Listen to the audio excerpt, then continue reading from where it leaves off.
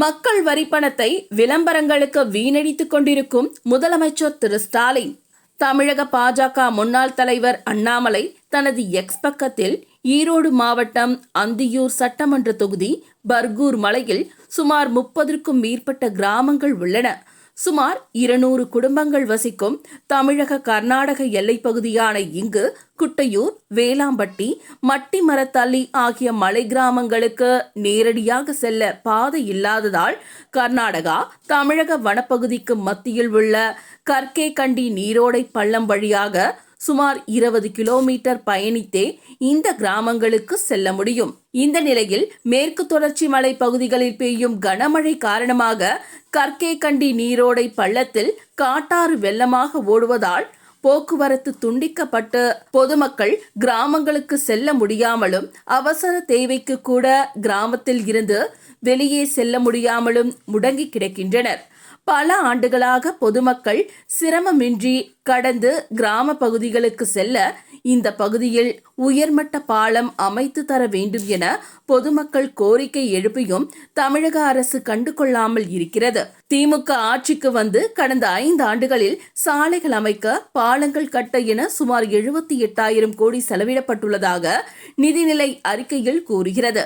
ஆனால் தமிழகத்தில் பல கிராமங்களில் இன்னும் சாலை வசதிகள் செய்யப்படவில்லை. மத்திய அரசு வழங்கும் கிராம சாலைகள் திட்டத்திற்கான நிதியும் எங்கு செல்கிறது என்பது தெரியவில்லை.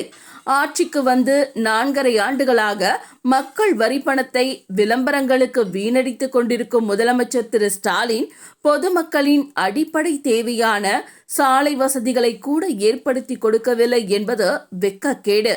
4.5 ஆண்டுகளாக ஒன்றும் செய்யாமல் ஆட்சி முடியும் நேரத்தில் உங்களுடன் ஸ்டாலின் என்று நாடகமாடுவதால் யாருக்கு என்ன பலன்?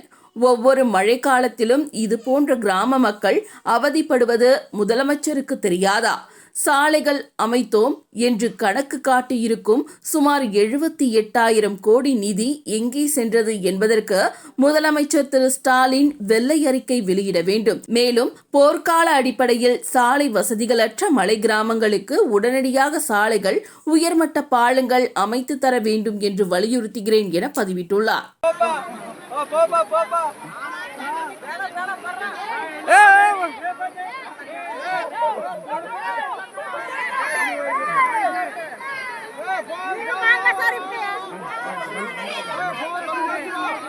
வேண்டாம் வேண்டாம், வாங்க வாங்க, தண்ணி அடிச்சிட்டு போயிருவாங்க. பள்ளத்துல தண்ணி போயிட்டு இருக்குதுங்க, நம்மள தாண்ட முடியாது. கர்நாடகா போனாதான் நம்மள சாமானம் வாங்க முடியுதுங்க, இல்லைனாலும் எதுவும் பண்ண முடியாதுங்க. ஒரு உயிருக்கு ஏதோ ஆபத்துன்னா கூட நம்மளுக்கு எதுவும் பண்ண முடியாது, போக முடியாது, வர்றதுக்கு வழியும் இல்லை. கர்நாடகா போனா தான் நம்மளுக்கு எல்லா வசதி இருக்குது. ஆனால் தண்ணியில தான் தாண்ட முடியாது. இந்த 4 நாளா பள்ளம் தண்ணி மழை பேஞ்சிட்டு இருக்குதுங்க, தாண்ட முடியாத நிலைமையில் இருக்கிறோம். நாங்கள் ஏதோ ஒரு உதவி உங்களுக்கு இது பண்ணுற மாதிரி உதவி பண்ணி கொடுங்க எங்களுக்கு, சரிங்களா?